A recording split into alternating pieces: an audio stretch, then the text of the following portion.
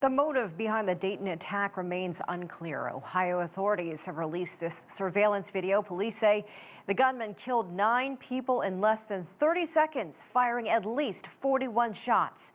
Officials say the attack happened so quickly that the gunman probably wasn't targeting anyone. But authorities believe the victims in another mass shooting were targeted. The gunman in the Texas attack is described as a white nationalist. CGTN's Dan Williams is live in El Paso, where the death toll has risen to 22. Dan, what is the latest? Yes, as you say, 22 victims now from this attack that occurred here on Saturday. That's up a further 2 from overnight, and that now makes it the 7th most deadly mass shooting in US history.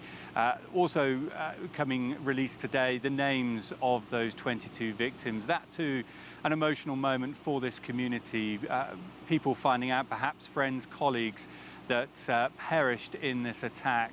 This certainly is a community that emotions are running high, it has to be said. This is a community that also feels very much under attack.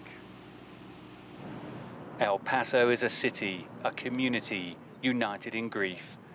But as this makeshift shrine continues to grow, so does the death toll following Saturday's horrific attack. This is now the scene of one of America's worst mass shootings. Although El Paso-born candidate to become the Democratic Party's presidential nominee, Beto O'Rourke, says the community remains strong. We are not afraid. We're strong, we're confident, we're hopeful, we're courageous. And that's El Paso. Among those who witnessed the attack was Jimmy Volatoro.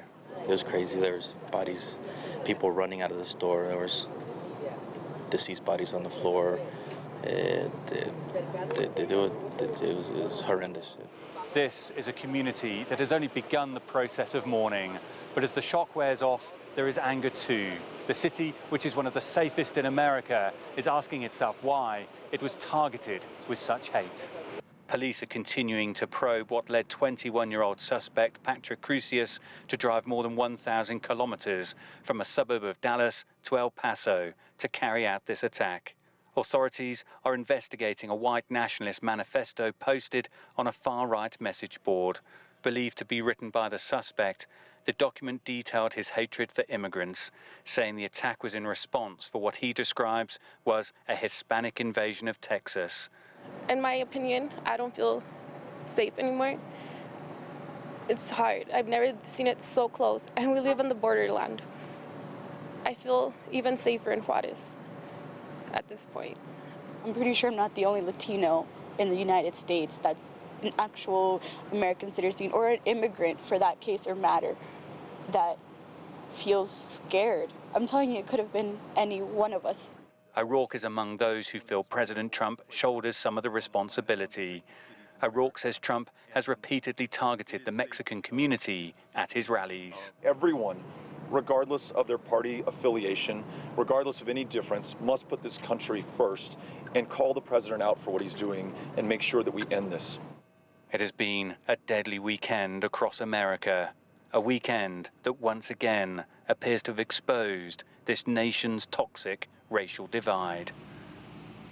So this largely Hispanic community feeling very much under attack here. And earlier today as well, the Mexico Minister of Foreign Affairs, Marcelo Ebrard, also held a news conference. He said that Mexico will be considering legal action against the US for failing to protect Mexican citizens. This is a story that has deeply rocked this community, but the reverberations go much further than this city. All right. Dan Williams live for us in El Paso, Texas.